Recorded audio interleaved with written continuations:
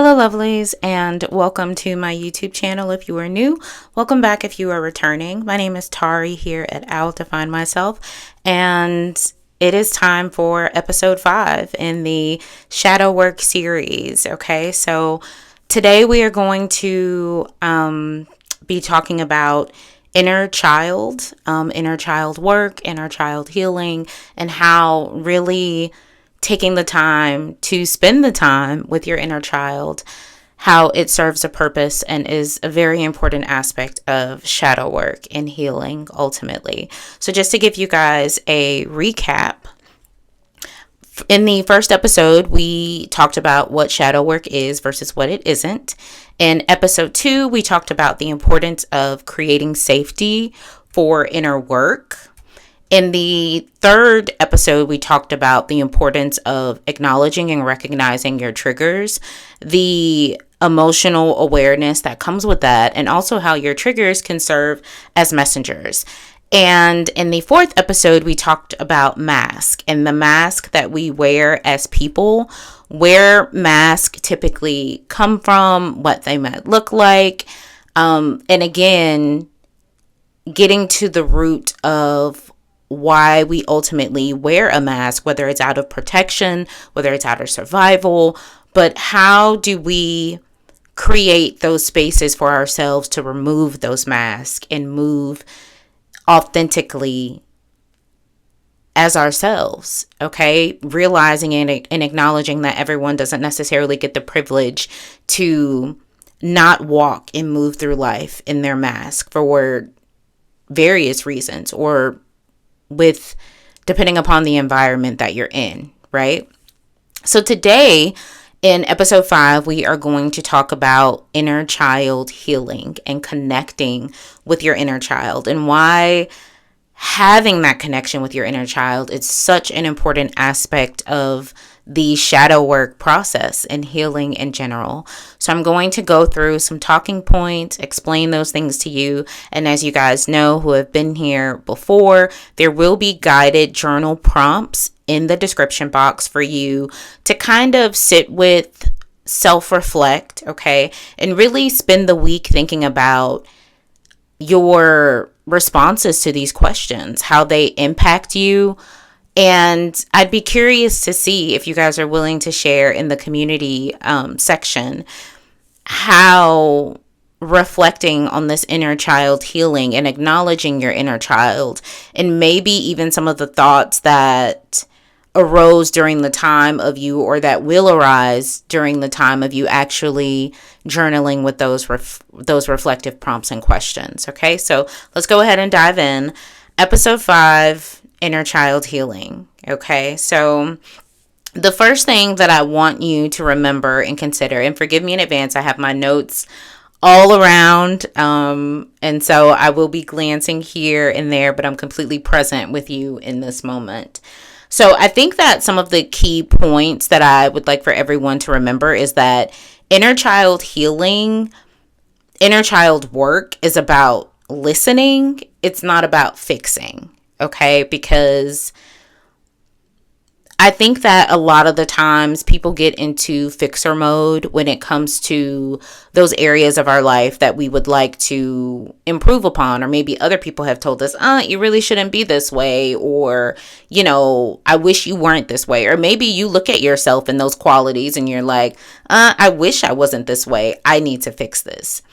Inner child work is not about fixing, okay? It's all about listening, whether that is listening to your body and what it's telling you, listening to those thoughts that you have when you sit in reflection, right?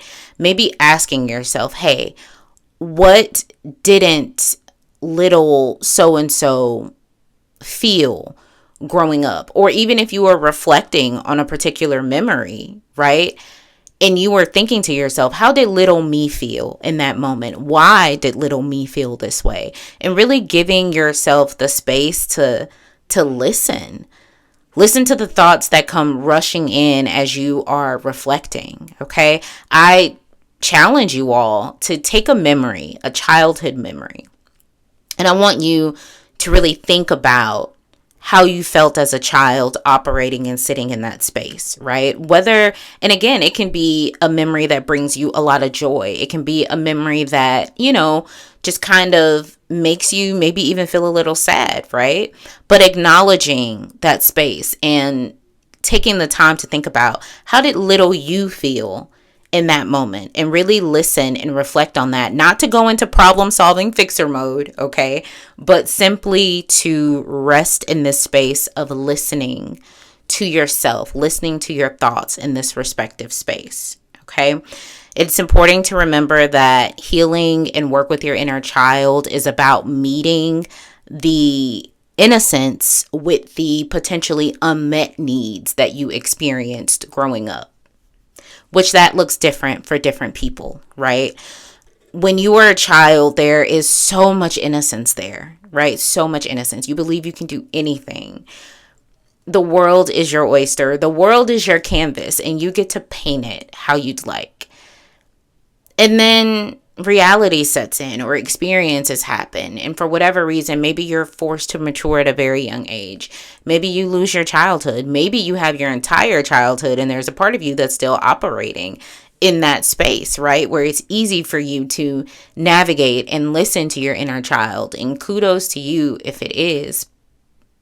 However, if you have experienced certain things in your childhood, it can be very easy as we adult, as we grow, as we also experience life, to kind of place our little selves in a corner somewhere. Or, I don't have time for this. I don't have time to feel this. I don't have time to acknowledge this. I don't have time to recognize it. Or sitting there questioning yourself, why do I feel this way? Why am I reacting in this situation, the scenario, in this moment with the feelings that I have? Why? Why is this getting to me so much? And giving yourself the space to acknowledge that little you, that innocent little you, with whatever need was not met at that particular moment in your life. And making that correlation between the two, and being able to sit and feel in that space and move with it. Move with that part of yourself, because that little child, little inner you, mine is baby Tariana, and I give her the space when she needs to be heard to be heard. I listen to her, and I acknowledge and recognize, and I let her know, you are protected. I am here. You are safe. Your feelings are valid. And don't let anyone tell you otherwise. And then lastly, it's important to remember that whenever you are thinking about inner child healing, or just inner child work, or connecting with your inner child, meet yourself with love in that space. Don't come as a harsh critic. Don't come through a lens of fear. Come through, when you are connecting with your inner child, with arms open wide and a big hug, ready to embrace yourself in every aspect of yourself, because it's an important part of that grace, that compassion that comes with shadow work. You may even feel several emotions as you are connecting with your inner child, right? But episode 2 was all about creating the space to feel safe enough to be able to feel the things that you need to feel. So some high points or things to consider when it comes to inner child healing. The first thing is that inner child healing is about being present. It's about being present in a space, in a moment, to acknowledge, to feel, and to accept that in this moment, this is where I am. This is why I feel the way that I feel in this particular situation or scenario. And it is okay that I feel that way. Little me feels unsupported. Little me feels unloved. Little me doesn't feel protected. Little me feels like, they aren't good enough. And different things, different triggers, different memories are going to, they impact your inner child and that experience with your inner child differently, right? Because a lot of the times those memories are tied to certain emotions or feelings. And you may not want to feel them. You maybe have buried them so deep for the sake and the purpose of not feeling them. But feeling is a very, very important aspect of shadow work. Having that emotional intelligence, giving yourself the space to feel what you need to feel, acknowledge that it's there, and also accept the fact that it's okay for you to feel the way that you do. Again, inner child work is not about fixing. We're not here to fix, we're here to listen. We are here to say, I feel you, I see you. And even though you maybe didn't feel like you were seen back then, I see you now, and I carry you with me throughout this journey proudly. Because you are me and I am you. And that is the kind of love and embrace that we want to have with our inner child. We're not here to be an inner critic. We're not here to be a critic of ourselves. We are here to listen and to love and extend grace and compassion to ourselves, which means meeting ourselves in the present moment. Again, shadow work isn't about being transported to relive experiences, right? We're not here to recreate anything for anyone. But we are here to take those quote unquote bad parts, not so loving parts. And we're here to take that and take ownership of the narrative. We're here to grow closer with ourselves. We are here to unpack and love every aspect of ourselves. Despite what maybe society has told us, the experiences that we've had in life, even some of the things that we've told ourselves, because we haven't extended ourselves grace at all, which is a lot easier to do with others when you are not the factor. But this entire journey, this entire series is about compassion, grace, and self-love. And moving in that way with every single aspect of ourselves, not just the ones that we think make us super amazing. When you want someone to love you in any of your relationships, you don't want them to pick and choose the parts of you that they like or that they love and then do away with the rest. You want your full self to be at ease, to feel safe, to feel like I know that even when I feel these things or even when I'm triggered, this person still accepts me and loves me. But moving in that space requires you, and attracting people that in your life, also require you to show up for yourself in that capacity. Show up being willing and able to listen. The second point that I want to stress is that listening matters more than fixing. Have you ever had a conversation with someone and you're talking and they're hearing you, but they're not really listening to you, right? They're hearing you so that they can respond because they've already decided that you have no idea what you're talking about. How does that make you feel? How has that made you feel? And when you think about all of the noise that you hear coming left and right, people that have an opinion about your life, people that have an opinion about the way that you live, people that have told you that you're not good enough, or people that have told you, you're not pretty enough, people that have told you you're not smart enough, people that say, oh, he or she is just emotional. They're just emotional. Like, leave them be.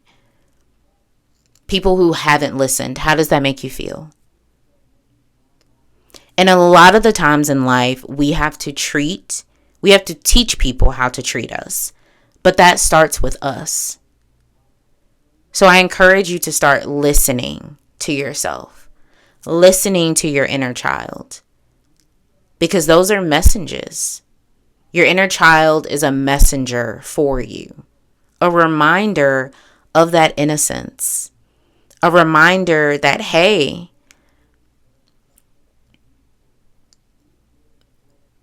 I hear you. It's a reminder of growth.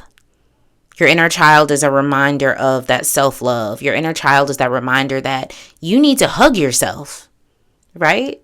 You need that compassion for yourself. You need that grace for yourself. And getting there and actively listening and not operating in this space of judgment or that I need to be fixed is a huge important part of safety. My third point is that healing happens in the present moment. Again, we are not here to relive, right, trauma or anything like that. All you have in this moment is now. And in any given situation, all you have in that moment is the present, is the now. So seize that. When your inner child is desiring love, when your inner child is craving for a hug, when your inner child is saying, hey, I'm frustrated, I'm angry right now. Allow yourself to feel, of course, in a healthy way. We're not here to lash out at anybody or anything like that. But we're not here to be dismissive of ourselves either. We're not here to invalidate our inner child. We're not here to say, baby Tariana, go sit in a corner because I don't have time for this. When it can be very triggering, especially if you were a child, if you were treated that way. Feeling like you weren't important enough for someone to be present for you.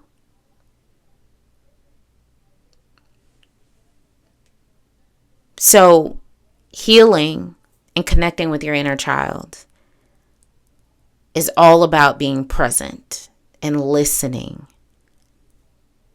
Listening and connecting and embracing. Again, that very big hug that you need, that your inner child needs. The next thing that I'm going to mention is that small acts of care rebuild trust. Repeat after me. Small acts of care rebuild trust. What do I mean by that? I will use myself as an example because we are in a safe space here together in community. But there are times, for example, when baby Tariana, I'm triggered, baby Tariana is in full effect and she is just like, girl, I'm feeling this. I feel sad right now in this moment. I feel this.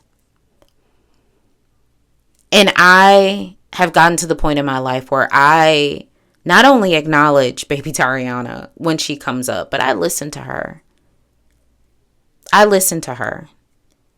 And that may look differently with how you react or respond in different ways. But I know that anytime she appears, she needs some love. She needs some care. She needs some attention in that moment. And whether that is me treating myself to a little brownie because she feels and loves and has a little sweet tooth, to me cuddling up with my stuffed owl and saying, hey, because snuggling a stuffed animal always made me feel just so comfortable and safe. Or even if that's me advocating, right? advocating for myself in a moment, knowing that baby Tariana is triggered, and not just letting something happen to me when I have full control of setting boundaries with people and sticking to those. This isn't something that is going to change overnight for anyone, but it's the small acts of care that helped you to rebuild even the trust that you have in yourself to care for yourself. It's amazing to have a support system. I'm grateful for mine, and I hope that you also have one. But it is also just as important to be able to show up for yourself, to be able to love on yourself, to be able to care for yourself, to be able to advocate for yourself, for you to be able to have boundaries for yourself, for you to be able to speak up when you need to speak up. Small acts of care rebuild that connection with yourself, but most importantly, they rebuild that trust. Because you're operating from a space and place of care and love for yourself, it even helps to kind of move those thoughts and those critics that you may have that may be coming at you from different areas of your life, to silence them. Because you know that you've got this. And your inner child knows it too. You're both safe. My next point is going to be that inner child work is a spiritual reunion of sorts, right? We are spiritual beings having a human experience, and our spirits even have evolved over time as we've grown. So whenever you are thinking about inner child work, think about two spiritual beings of sorts, of this cut from the same cloth, coming together to embrace one another, coming together to give each other a hug, okay? To acknowledge one another, to say, hey, I see you. And I see all of you. And I love you. And use that time to really connect with another aspect of your spirit, another part of self. And last but not least, gentleness heals developmental wounds.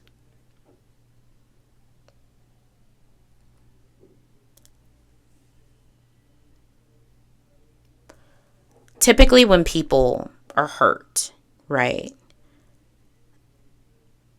Or when you have a trauma or when you have a trigger, a lot of the times those things are stemmed from not only just one, but multiple experience that you've had in life, right? So it's like this wound that once you think you've gotten over it or it's begun to heal, it's like reopened, right? It's never quite clean, or it never quite gets the opportunity to heal. Because here it is again, right? Being reopened.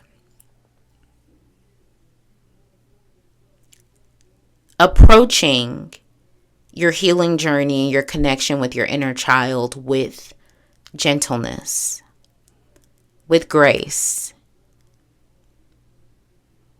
There's a mental switch that goes off. Because again, you're not here to fix, you're not here to criticize. You are here to love. You are here to embrace. And it's that gentleness that is going to give you the space to flow, to surrender, and to lean into connecting with this other aspect of your spiritual self. Okay? So, everyone, that wraps up episode 5. in the shadow work series. Okay, I hope you found it informative. Again, I will be leaving journal prompts or guided questions in the description box. Please check those out. Sit with it for the week. Reflect. If you feel like sharing, please share in the community section. I welcome all of that. And I also welcome your comments as well. I hope that this resonated. Thank you so much for extending grace to me last week, as episode 5 was supposed to be released last week. However, I had my own things going on, and sometimes life happens and we have to extend grace and compassion to ourselves like we would to others. So thank you so much for extending that grace to me as well last week. I'm trying to think, is there anything else? I really think that that's it. Peace, love, and light to each and every single one of you this week. Care for yourself. Spend some time with your inner child. Okay? Spend some time with your inner child. I love you. Remember that you are loved and you are loved. And yes, subscribe. Subscribe to the channel. Join the family. Parliament is growing slowly but surely, but I post new content weekly, so hit that notification bell. Please share if you feel like someone else could use or hear this message. And I'm going to love you and leave you guys until next time. Bye.